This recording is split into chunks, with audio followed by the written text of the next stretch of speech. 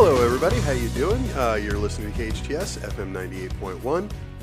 AM 1220, your hometown station. I'm Rich Sherman, and you're listening to The Real Estate Fix with me. Thank you guys for tuning in. I appreciate it. Got a lot of stuff to go over today. We've got a special guest in today, my wife Jane, the lawyer and brains of the group here. It was nice enough to come in today because today's show is going to be, we're going to do a little bit about the market, not a lot, but hasn't changed a whole lot. But what has changed is the laws in the state of California have changed somewhat significantly, and oh boy do I mean significantly, and this is really for the good for most of us. And we need to talk about it because those of you guys who listen to the show regularly, you're getting this first because I have not seen a single story anywhere in the state on this yet, including from the California Association of Realtors, and it is a big, big deal. I've been fighting zombie seconds. You guys know that. I talk about it all the time. Those are seconds you didn't know existed, junior liens you didn't know existed, and came back to life to steal your equity.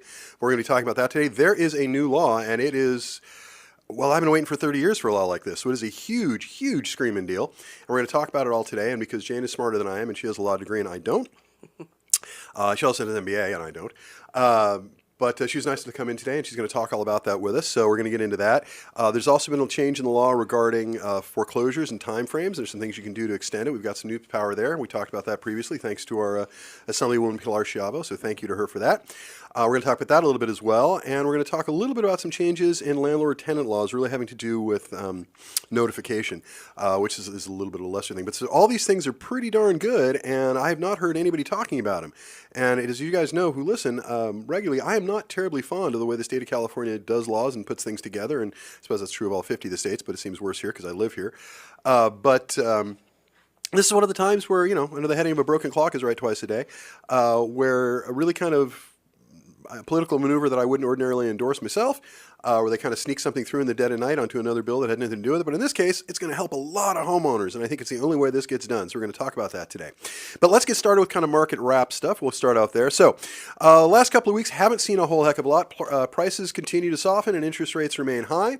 The average rate on the popular 30-year fixed mortgage rate has hovered just around 7%. It's a tiny bit under that right now this year. And after the Federal Reserve has paused its interest rate cuts and concerns that with concerns that President Donald Trump's protectionist trade policies would stoke inflation. Because it will. Because a tariff is a tax. And for those of you who want to get online and tell me I'm wrong about that, I'm happy to have that argument with you. But anytime the government creates an unnecessary, even whether it's warranted or not, I shouldn't say unnecessary, warranted or not, increase in the cost of a good, that is a tax. And when you increase taxes on consumers, when the inflation rate is already a little higher than we need it to be, it's going to be a problem. And the Fed's has got a meeting next week, and I'm here to tell you, they're not going to drop the rate next week either. Probably not after that either, because the only thing in my view that's dumber than these tariffs is not committing to them, is this on-again, off-again nonsense. I mean, my goodness, Wall Street has a term for it now. They call it taco. Trump always chickens out. And they call it that because, well, it's derogatory, but they call it that because it's an actual term they attach to stocks now. So the market is already pricing in some of this insanity. And it's causing inflation to go higher. But here's some headlines I think you guys should hear because I love bringing you guys the headlines because this is what everyone's seeing. This is nationwide. U.S. home sales fall more than expected in June. That was Reuters. U.S. new home sales below expectations in June as housing supply rises. That's NBC. Home seekers asking 9% too much, data shows. That's MoneyWise. Lock-in effect makes it harder to buy homes even if rates fall. That's CNBC. And these are all in the last 2 days. And then delistings, people taking their houses off the market, surges nearly 50% as sellers who can't get their price quit the market in frustration. That doesn't mean that half of the houses on the market have come off the market. It just means that the amount of people pulling their houses off the market right now has gone up by 50% nationwide. But basically the deal is existing homes are coming down in value. Prices are coming down. In our area, we've already dropped about 1.6, 1.7%. We're going to lose about 3%, maybe as much as 4% by the end of this year. And that doesn't sound like a whole lot, but if you've got $1 million house, 3-4% is all of a sudden 40 grand. So it can be a big, big deal. And the people who, are smart about this, who are looking to sell a house, who get ahead of the market, who get their price under the market and generate lots and lots of interest, will be fine. But the people who are chasing the market or who priced their house because their neighbor's house sold for X amount, 6 weeks ago or a couple of months ago, whatever it is, are going to lose. I mean, that's just it. That is the reality. I've been saying for months, I think I've been saying for a year, if you have a house to sell, Do it now because things are only going to get worse. And these people who are taking their houses off the market need to be prepared to sit for another 2 to 3 years. I hope it's less than that, but I think we're going to be in a downward spin here. It's not going to be a spiral like 2008, 9, and 10, but it is going to be a downward march here for a while as far as prices. And that's simple supply and demand. And again, to go over that, the demand has been depressed because the interest rates are very, very high, especially for first-time buyers. I mean, if my wife and I were to sell our house, we're some of those people who got the low interest rate and a refi during the pandemic. And if we were to sell our house and buy the exact same house with the exact same price, our mortgage payment would nearly triple. And that's just insane. We're not doing that. So you get a lot of people who aren't selling houses. But I think we're going to be losing housing prices here for the next couple of years. I think the prices are going to continue to slide until the interest rate gets below 6, probably not until it gets down to about 5.5. But we'll see. And I hope I'm wrong about that. I'd like to see prices continue to go up. I own houses. I think it'd be great. But they need to come down because the first-time buyer market has been cratered. A lot of the other parts of the market have been cratered, and we need to fix that. And again, going back to supply and demand, demand is very, very low, all-time lows in a lot of ways because interest rate's too high. It's just too high for people to buy. It makes no sense. And supply has gone through the roof. In California, we've got 40% more houses on the market right now than we did 6 weeks ago. Think about that. In the last 6 weeks, month and a half, the number of houses available in California has gone up 40%. So again, if you have a house to sell, it better be a deal. It better be a deal because it's the nicest one in the area. It better be a deal because of price or a combination of the two. But you can forget about taking a look at what the last guy's house sold for. Put yours on the market for a % or two higher and expect it to sell. That ain't going to happen. We are headed the other way. Prices are coming down. And again, for those of you who want to tell me I'm wrong online, I love hearing from you. You can talk to me all the time. I'm happy to do it. You can call me in person and tell me I'm wrong. I particularly like the guy who refers to me online as Nostradamus. I love that. That is the best insult ever. And I keep saying, I think he got it from Big Bang Theory, actually. But anyway, I don't mind being called that, but I wouldn't make a habit of it. But it's not prophecy. It's just math. It's just math. Market trends are very easy to spot in real estate, both on the national level and on the area level and just our little town level, because there's a lot of data. There's a lot of data, and that will lead you to a conclusion if you bother to look at it. And the math tells us, the data tells us that prices are coming down, interest rates are too high, and prices are going to continue to come down. And that's where the market's at.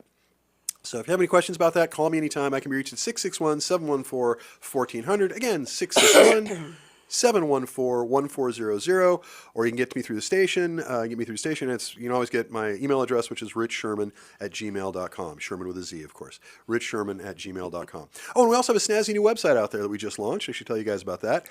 You can go to www.richsherman.com.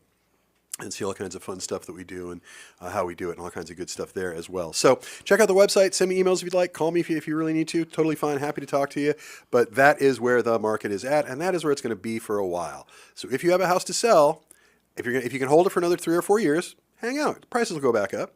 But if you have a house that you need to sell in the next 12 to 18 months, it better be a deal. I would even say 24 months, but at least until the interest rate reverses course. And it's going to be a while because of the current occupant of the White House.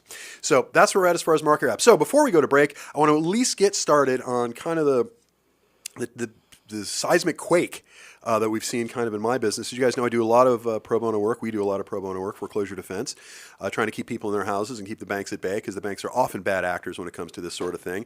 And, for the first time in a long time, we're getting at least a couple of laws that favor the consumer, that favor the homeowner, and don't favor the bank, which is a rare and wonderful thing because almost all the laws favor the banks, and we can get into that a little bit. But let's start here. The biggest of the rules has to do with zombie seconds. So I think we talk about that one first because that's the biggie. Sure. But let me tell you first, let me give you the definition. The CFPB, the Consumer Financial Protection Bureau, describes a zombie second as follows. Old debts can be written off by the lender and sold for pennies on the dollar to debt collectors. Sometimes the mortgage company goes silent and stops sending statements or communicating with you altogether. Years later, sometimes decades later, a debt collector reaches out to collect on the debt.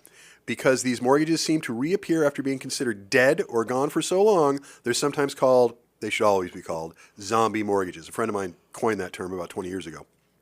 So, Lou, if you're listening, that was you and I. Anyway, zombie mortgages. So, zombies are never your first mortgage. It's always got to be a subordinate lien, so second, third, fourth, whatever, just meaning not your first. And it's a loan that we used to say has been uncollected, or they've not made any attempt to collect or contact the homeowner over 10 years. But now we're saying 3 years. And the reason for that is because of this snazzy new law. So, do you want to tell them a little about what the new foreclosure prevention law is? Sure. Yeah. No, I'm with you on the fact that it's very nice to see there being any rules put into place to protect the homeowners from some of these bad practices. Banks would, as you well know, take a loan, charge it off on their and take a tax write-off on their taxes and send a letter saying that they were not collecting it any further, and yet unbeknownst to the homeowner they would sell it on the secondary market. Let me explore that a little bit. What a bank does, when a bank sends you a letter or tells you that your loan has been charged off, that is just an accounting practice that they have. Yep. They have to tell you that because they're rules, but what it means is they're telling the IRS and the State Franchise Tax Board that the debt is, and this is the rules, the definition, that is no longer collectible and of no value. So they take a tax break for that, and then they turn around and they sell that loan in the secondary markets for 50, 60 cents on the dollar, sometimes as low as 10 cents on the dollar, depending on how many times it's been sold and what the valuation is of the loan. So they say it's of no value, But it's they a value. take a tax write-off, and then they sell it for a value. And when I've complained about this to CEOs at banks on occasion, when I have occasion to, and what they'll tell you is, yes, but we report the money we make by selling the loan in the secondary market. But those are taxed differently than the write-off on the mortgage. So it's an accounting scam, in my view, I'll call it a scam, that the banks use to make themselves money or save themselves money at the cost of the consumer. So that's what that is. I want you guys to kind of get in on that because it's completely unfair. It is not the way the tax code is supposed to work, and the banks are, in effect, stealing from the government. And they found a way to legally do it, but I think that's fair. They steal from the homeowners, again, legally, as well, so why not? So anyway, so let's talk about exactly what the law does. Yeah, so what it does now is it says that these subordinate liens that have been out of communication with the homeowner and have ceased communicating now have a clock ticking on various activities so that this is very important, if they violate these rules, and I'll get into them in a minute, there are 6 categories of unlawful practices that have now been defined in the California Civil Code. If your subordinate lien holder bank commits these unlawful practices, Any one of them, you have rights to prevent them foreclosing on your loan. Now, importantly, that doesn't mean it's a permanent. They're not permanently prevented from foreclosing, and you still owe the money. This is just having to do with them foreclosing on a loan that has been dormant for some time, or they have been out of communication on. And it shifts, yes, the zombie mortgages, and it shifts some of the power back to the homeowner. However, this is very important. The homeowner has to be aware of it. Yeah. If you have to know about these rules because you have to assert them, and especially because they're so brand new. Many of the banks don't know about them. This was actually the law that came into place. It was AB, I think 130, but it was, I believe it was a budget bill to begin with. They added on a number of housing rules having to do with rolling back environmental restrictions and to ease building, which is generally good, but 90% of the law was that. And then they added on this little zombie mortgage bit literally in the last couple of hours. So nobody knew it was coming. So nobody's really prepped for this. California Association of Realtors hasn't notified people. It's been very limited in who knows about it. So very important that you know that if you have a junior lien, you have some protections now. And it applies to junior liens. It applies to all residential mortgages. So it could be your principal residence. It doesn't have to be your principal residence, I should say. It can be your home. It can be a rental house, a vacation house. Any typical residential mortgage applies. So that's good. It's not too restrictive. And it gives the homeowner the right. Well, do you want to get into the procedure? Well, we can talk about the procedure after break, but I want you guys to important you guys get this. If you have, this doesn't count on first mortgages, but if you have a second mortgage that is attempting to foreclose and they have not talked to you and at any point during the life of that loan for, I think it's 3 years, right? It's 3 years? Different rules, but yes, if they've ceased any communication about the loan for 3 years, that's the first category. Yeah. If they haven't done that, then the bank trying to foreclose under those circumstances is now an illegal act. I've already used this. This law only came into effect on July 1st. And I mean, when I say nobody saw it coming, nobody saw it coming. I do this all day, every day, and I've been doing it for over 30 years. I had no idea this law was even being contemplated, let alone was going to get passed. Now, usually, when our politicians slide something into a bill about something else at the last minute and kind of force it through, kind of sneak it through in the dead of night, I'm not usually a big fan of that. I don't think that's the way laws should be written. That's not the way they should be codified. But I don't know. This one works. I'll take it. I'll just swallow hard at the way it was put together and just be glad that we have it, because we are already using this law as recently as last night to prevent foreclosures. Yeah. In the office, we already have almost half a dozen clients who would have had to file bankruptcy or do something else that would have further dug the hole for them before they could get out, that no longer have to. I mean, think about how huge that is. You could, but somebody hearing my voice right now, it might turn out a year from now, you get a letter in the mail about a mortgage you haven't seen or heard anything about for 20 years, 2008, get a lot of those, that you thought was gone because of a bankruptcy or a loan mod, or you got a letter from the bank that said, your loan's being charged off, no further payments are necessary, and you just get this letter in the mail that says, hey, how you doing? We've determined that you took out a $50,000 loan in 2008, and so we would like it if you could please pay us back $230,000 in the next 90 days, or we're going to take your house. And by the way, that is a true story from an actual client right now. And you're expected to pay not just the amount of the debt that you originally had, but all of the back due, all of the fees and penalties and everything else. And that's how your $50,000 debt becomes a $220,000 debt. And important to note, that is not an accidental side effect of any of this. This is intentional behavior on the part of the banks to go silent, because their loans, many of them were underwater and there was no equity in the home to pay it off. And so they have waited very intentionally until property values have come up. In the case of the client I'm talking about, had they gone after her in 2008, there was nothing to get. She had no equity. The first over-encumbered the house. She would have filed a Chapter 13 bankruptcy and stripped the second. No more second. And a lot of people out there wish they had done that, but they thought their second was already wiped out. So when these things come back, at least now we have another way to fight them. Now, this is a new law, and I want to underline that, because it is so new that even when you talk to CR Legal and try to get guidance, they go, what law are you talking about? I did find some people there, and I don't want to make them sound horrible. CR Legal, actually, some people there knew it, but they said the same thing, and I'm going to tell you now, is we don't know how this is going to manifest. Yeah, they're doing the same thing we are, which is trying to figure out how this is going to unfold in the courts. We were talking about this on the way in. I like a law that's short. I like a law that is written in plain English. I'm a fan of both of those things. The problem in this case is the legislation is so short that it leaves a lot of room for interpretation. So until these things start working their way through the legal system, and I'm sure there are cases already brewing, I'm sure July 2nd there were cases that got going, we don't really know how it's going to manifest. But what we do know now is what the law says. And there's a list of things we'll get into after break, but there's a list of things that are now deemed illegal acts that if a bank attempts to do, they are breaking the law. And because the banks don't know a lot about how these laws are going to balance out as well, I've been able to get away with a lot over the last week and a half as far as getting foreclosures stopped on zombie mortgages, because they don't know exactly what the law is going to be and not going to be, and they want to err on the side of being careful about their liability. So we've been doing pretty well with it, and I hope we continue to, but we'll see what happens. But I tell you what, let's go to break. Let's listen to some of the sponsors, and then we come back, we'll get into the illegal acts under, it's Civil Code 2924. Unlawful acts. Oh, sorry, I like saying illegal better, but unlawful will be fine. Unlawful acts under Civil Code Section 292413, otherwise known as the Zombie Mortgage Law. So we'll talk all about that when we get back. This is KHTS. I'm your host, Rich Sherman, on The Fix with Rich. KHTS 98.1 FM, AM 1220, your hometown station. Hey everybody, thank you for listening through the break. You're listening to The Real Estate Fix. I'm your host, Rich Sherman, on KHTS, AM 1220, FM 98.1.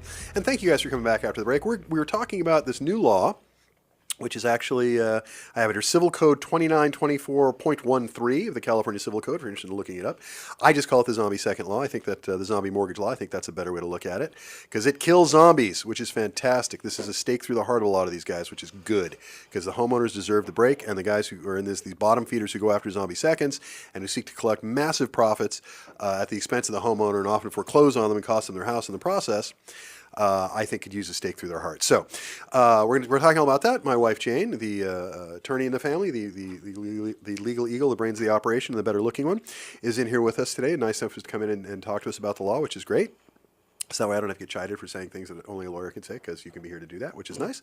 So it's always nice to have her in. Now, before we get into kind of the meat of it, because as promised, we're going to talk about these, I think it's 6 specific things that are now deemed an illegal act under this new law having to do with zombie mortgage. And again, a zombie mortgage is anything that's not a first mortgage, what's called a subordinate lien, second, third, fourth, whatever, that has gone uncollected, or nobody's made any attempt to collect or talk to you or anything else for at least 3 years, presumably during the life of the loan. That's the number one law. We're going to talk about that as well. And that's the biggest one. There's another one's a good one too. We'll talk about that. But these are all things you can use to defend yourself.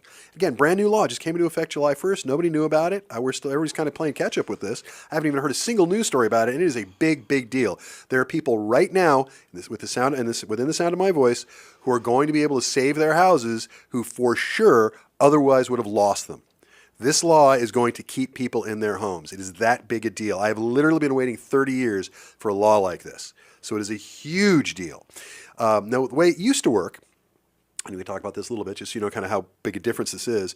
We used to work under, we still do, a civil code that was 882.020. And you don't have to memorize the civil codes, but what the biggest part of this is, the intent was to say, if as a lender, if you haven't made an attempt to collect, within 10 years, the debt could be then time barred from collection. That was the original intent.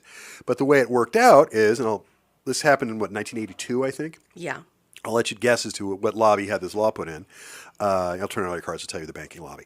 Anyway, what they changed it to, if the final maturity date can't be determined, so they make sure that it can't because they don't put the information on the deeds like they used to before 1982, then it automatically goes to 60 years. So think about that. You could have taken out a loan in 2000, and this loan is still, even though no one's talked to you, and it's now 2060, and nobody said a single word about this loan, they could still go after it. Just a point of clarification as Sure. well. This is not, that doesn't have to do with expiration of the debt, just the lien on the property to enforce the debt. The debt is still there. Yeah, the foreclosure. Just yeah. for everybody. Because some But people conflate the two and Sure. figure if there's no lien, that means I don't owe the bank any money. That's not quite true. It also means if they can't foreclose, if they're prevented from foreclosing, it makes it a whole lot easier to get a deal cut. Well, there are steps they have to do before they can foreclose, and it's in that time period that you really need to kind of get in there with the banks and make the most of it, because they're more willing to negotiate then and now because of that than any other time I've seen. We had a bank that's been totally intractable with the client. They've been impossible to deal with. What they're demanding is insane because they absolutely want to foreclose on this house because there's a lot of equity in it. Then all of a sudden, yesterday, said, here's an ultimatum offer. Then the new frame, they're getting this from all the banks. I love this phrase now. We're willing to work with anyone who's willing to work with us. Mm-hmm. Yeah, we've been willing to work with you for months. Very long time. But I wonder what changed that changed your attitude, your operate. Could it be this new law? Maybe. I don't know. Yeah, of course it's the new law. They've lost a lot of their power.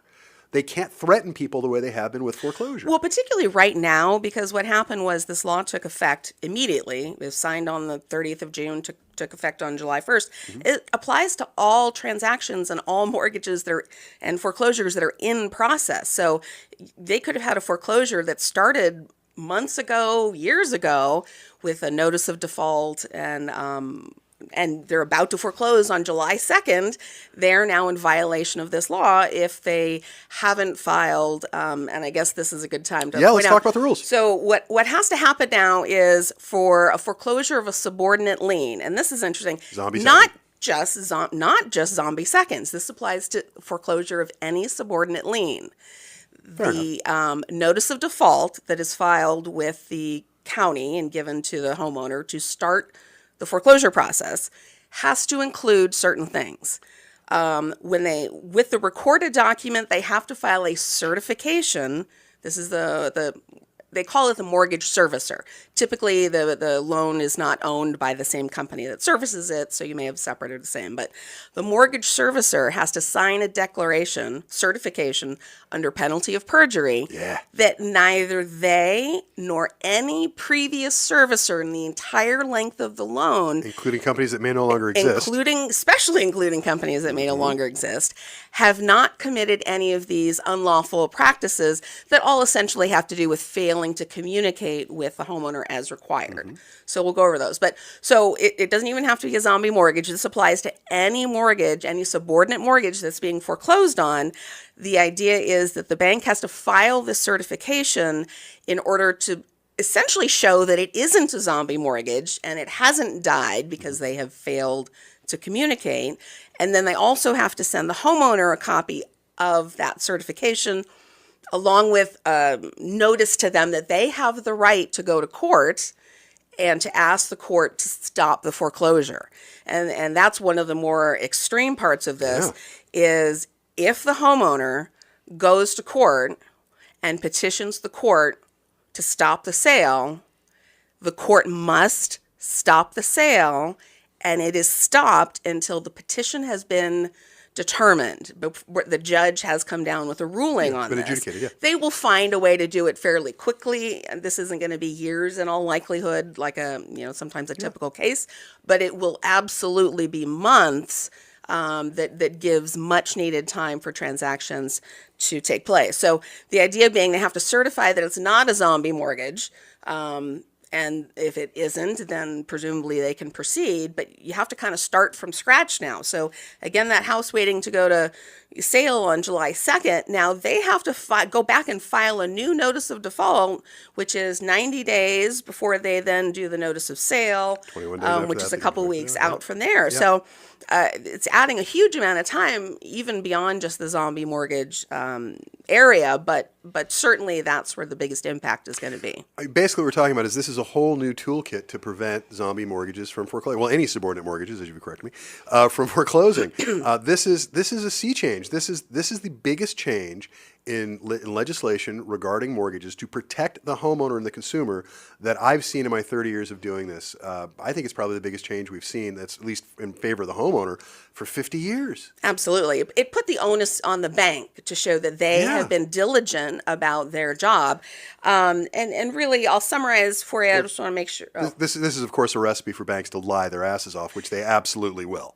But at least, for sure. But at least here, see, a lot of these other notifications, it's the bank just signed something saying, "Yeah, we called the homeowner," or That's why there was a robo-signing we scandal in mailed 2008. something. But this is certified mail. It's recorded with the county. There are going to be very clear documents. They aren't going to be able to lie about it or be mistaken, let's just say. Well, I have a feeling they're going to find a way. The industry has a way of doing that. Absolutely, and I can already see ways in which they're going to try to tweak what they do to not be included here. Yeah. But just for purposes of summary, we're talking about this lack of communication. It does fall into 6 specific categories. What are the 6 rules? Okay, so the first one is failure to communicate with the homeowner, the borrower, for 3 years or more. 3 years with no communication puts you into square zombie mortgage territory.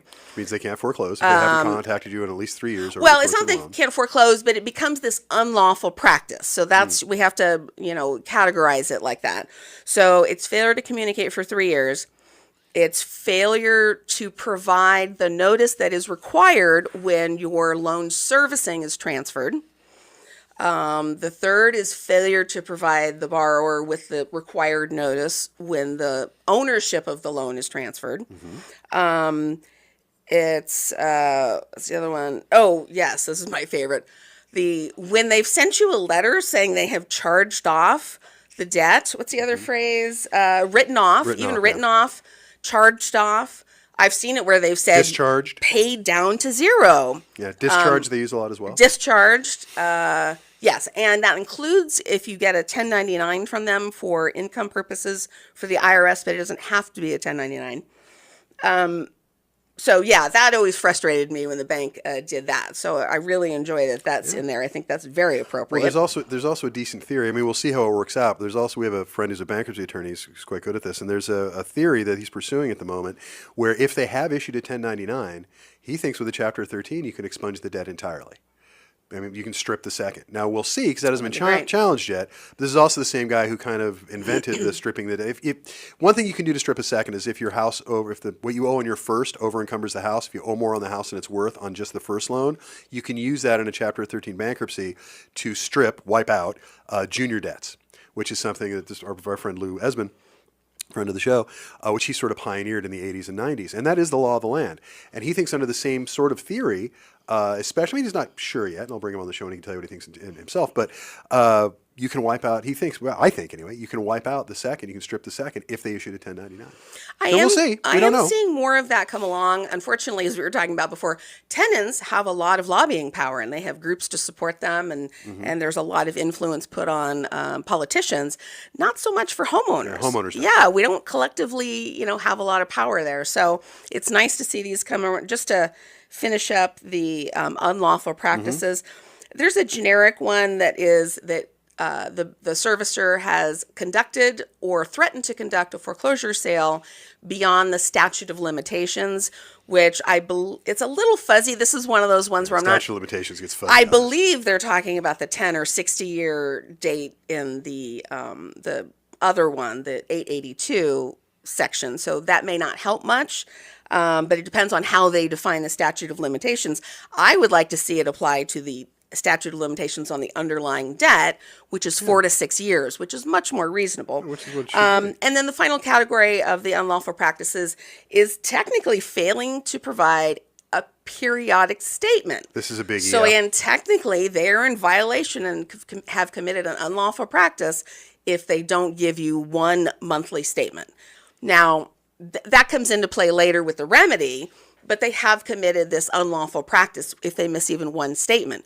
So when they do their certification with the county, actually, the funny thing is when they do a certification, it has to be a certification that they have not violated or they have not committed any unlawful practices, except they also, in the alternative, could list the instances in which they have committed unlawful practices. And I will eat my hat. I will go buy a hat and eat it if any bank ever lists a bunch of unlawful practices. Yeah. I don't see that happening. Well, because if they list unlawful practices, you can also use that as an affirmative defense, right? In a judicial foreclosure, yes, it's an affirmative defense. So you can see that these unlawful practices range from arguably quite small to significant impact. So, well, and a couple of those aren't new. Like they're telling you, who the servicer is. That changing. They had to tell you that before. Changing who the ownership of the loan was. They're supposed to tell you that before. But the problem we have with a lot of these things is the servicer would stand up and yell at the top of their lungs that they absolutely sent you that notice that they sent it, and then you have to prove you didn't get it. Yeah. So certified mail is going to be easy to check. This is huge. I also like things that keep the post office in business. Yeah, you and me both. That's good. So this is absolutely huge. I mean, the difference that this is going to make to people, as I said, there are people right now all over the state of California. There are people right now within the sound of my voice who this will save their homes. This will prevent them from losing a house to a zombie second, which, and again, as prices start to go down, we're going to see more and more of these coming out of the woodwork. Although this is a good time to jump to the remedy portion of this, because I don't want people to think that this is going to get rid of the debt. And it doesn't necessarily mean the bank can't foreclose on the property. What it means is the banks have to file the certification. They have to follow this brand new procedure before they can file an NOD, threaten to foreclose, or certainly conduct a trustee sale. And if a borrower, I don't think it technically has to be a zombie mortgage. It's just if the borrower petitions the court before the foreclosure sale in any subordinate mortgage, the judge must stop the foreclosure sale until they can determine the outcome. Now, the next step is, though, the outcome is going to be what's fair. I'll use that. To the judge, the judge has to apply equitable remedies.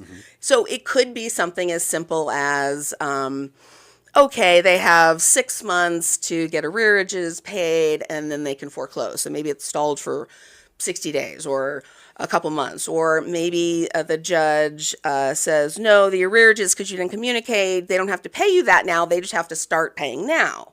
Or maybe the interest rate, so it could be anything. It could be that he or she determines that the bank can foreclose, but I think in most cases it's not going to be that extreme. It's just going to be conditions to the foreclosure, perhaps adjusting the amount due or the interest. There's lots of things they can do.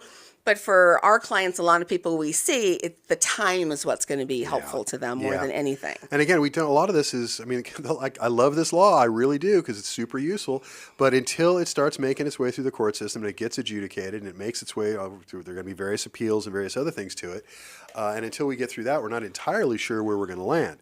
But for the moment, neither are the banks. Yes. And that's what we've been able to make a lot of hay out of, because they are terrified of liability, which they should be, because when you're doing things that are wrong. You should be afraid of liability. But the biggest thing here that drives me crazy is we have this new set of laws, which is great. I've been waiting for this forever. I cannot tell you how thrilled I am with this, and more importantly, my clients are with this. Our clients are with this. But the problem that we have is nobody knows about it. Yeah. I do not know how this was not the lead on the local news and on the national news on July 2nd. Yeah, this is a definitely. huge We're going to deal. have to educate homeowners. We're going to have to educate judges. They get in front of them. You can't assume the judges are going to know any of this stuff. Well, there are just to give you guys some understanding of the numbers here. There are easily hundreds of thousands of these zombie mortgages in California right now. I was reading one survey that thinks there's over 1 million over 1 million zombie mortgages in California right now with a face value of $10 billion. And because we've hit the peak of the market, essentially, now is when they're coming out of the woodwork. This is it. Honestly think that financial institutions are not going to go after what could possibly be a $10 billion windfall? And all they have to do is throw people out of their houses? In a state where the homelessness problem is already run rampant, they probably shouldn't want to do that, but you can't ignore the economic incentive that they have. Yeah. I mean, the numbers are crazy. And it's about time the state of California, however slip slide it might have been if they got this law through, it is about time that the state of California finally decided to wake up and do something about this. Now, they didn't do enough in my view, but at least it's something. It's a good start. Yeah, it's a very good start. Yeah. I think it's wonderful. I really, really do. As much trouble as I have with the politicians in this state and other places, California's weird. We don't have, or we do have, I should say, we're the only ones who have mortgages work like this. No other state has even a 60-year statute of limitations. That's ridiculous. That's outrageous. In Florida, it's I think 5. In New York, it's 6. And there are different rules, different states, certainly. But 60 years is insane. The debt is not meant to outlive the person who took out the note. That's ridiculous. And now it doesn't reverse that, but at least it curtails it. So I tell you, we've got some other things we want to talk about when we get back from break. Our engineers giving me, our long-suffering engineers giving me a no, so we got to go to break. Those of you who listen regularly know I suck at hitting the brakes and the hard out. We're going to do well today because Jane's here. I don't want to show off. So let's go to break. We'll hear from our advertisers. We'll come back. We'll talk all about another law that sort of works alongside this one that will also prevent foreclosures, known as AB 2424 when it was in the House. Again, you're listening to The Fix with Rich on KHTS AM 1220 FM 98.1, your hometown station. Talk to you soon. Does your home... Hey everybody, thanks for listening through the break. You're listening to The Real Estate Fix. I'm your host Rich Sherman on KHTS 98.1 FM AM 1220, your hometown station. And we have my lovely wife Jane Sherman in today. She's the real estate attorney in the group. And she's teaching us all about this new law that just passed, Civil Code 2924.13, which I'm just going to call the zombie second law. Sure. Because you don't need to memorize civil codes. And I know a lot of this stuff can sound kind of dry when we're talking attorney stuff and civil code stuff, but really the bottom line is this is going to save people's houses. If you're in foreclosure, if you're in danger of foreclosure, if you have a friend who's in a family or whatever, if they live in the state of California, this is going to be a help to them. And it's one of 2 laws that we want to talk about. This is the biggie, and this is the new one, and it's changing everything.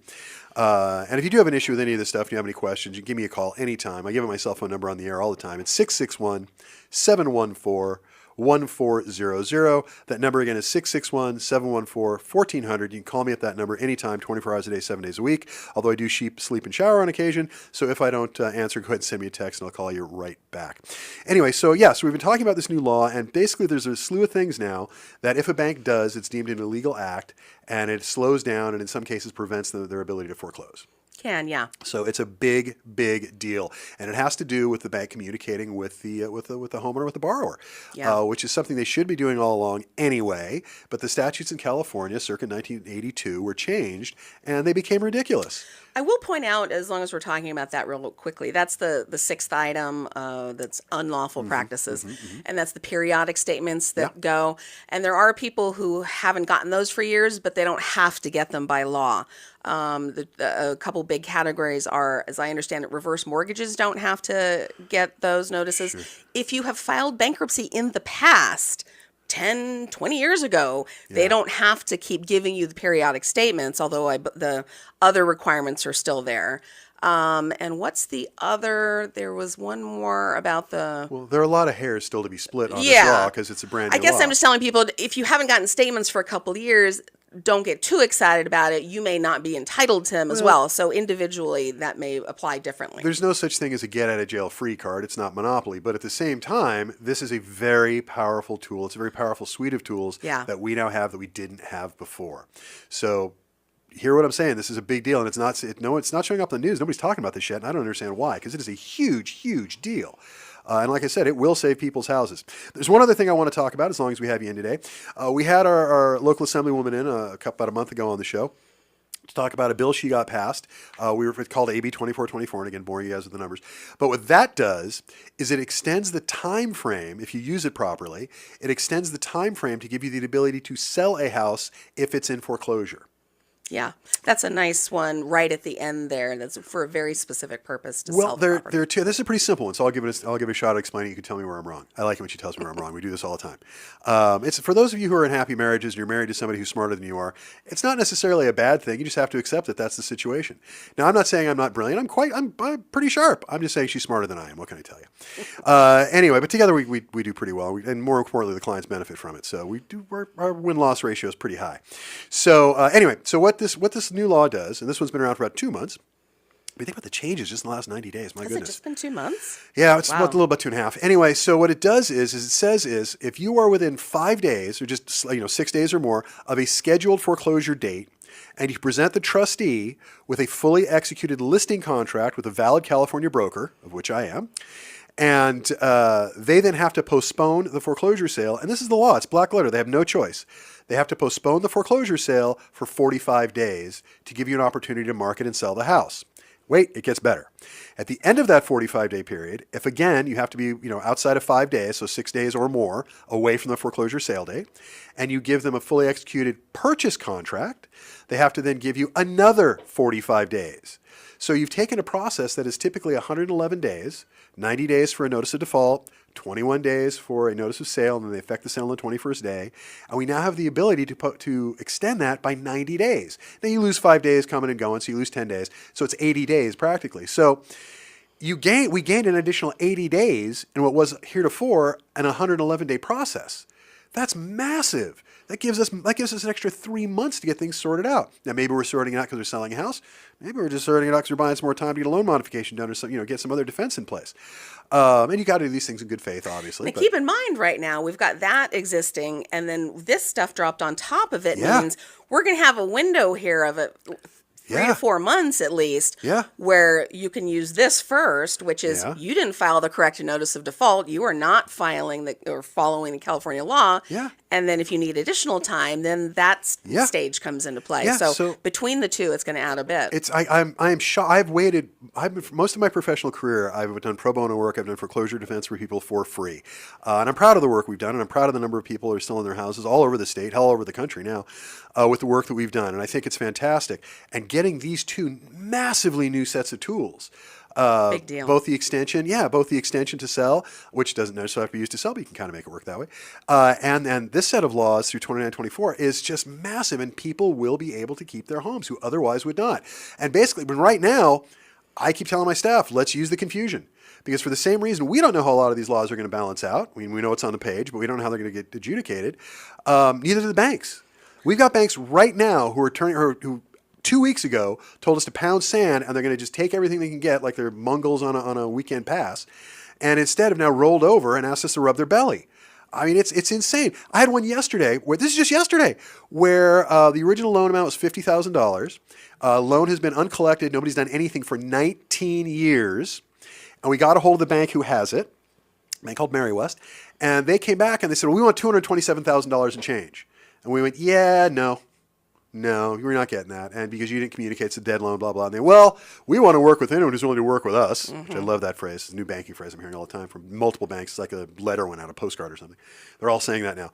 And within our first conversation, they dropped it down to $49,000, which was the original amount of the debt that's remaining. So our negotiating point isn't $227,000, it's $49,000. Big difference. I'm trying to get them down to half of that. So we'll see what happens. We may only get down to 49. I have to stop there. But right off the bat, with almost no negotiation, we just saved $170,000. Yeah. That's a big, big deal. So yeah, these laws are huge. They make a big difference. If you know anyone who's got a problem, if you've got a problem yourself, we do this confidentially. It's not a problem. Give me a call. 661-714-1400. You can also go to the new website, richsherman.com. You can email me, richsherman@gmail.com. You can certainly find me through the station, but call me or text me. That's usually the fastest, 661-714-1400. That is my cell phone number, and I do pick up, not when I'm on the air, Mom, but I do pick up, and I will call you back, and I will help you out, I promise. We're very good at this. We do very, very well on the law, and we do it for free. So the laws are there to help you. Make use of them. You've got to say, these are my rights. If you don't assert your rights, you will lose them. So this is incredibly important. So thank you guys for listening. That's our time. We're going to wrap up the show today. I'm actually going to hit the heart out because Jane's here and I'm trying to show off. So thank you guys. 10 seconds. So thank you guys for listening. Have a good weekend. Have a good week. If you have any questions, call me. Be good humans. Love you all. Bye.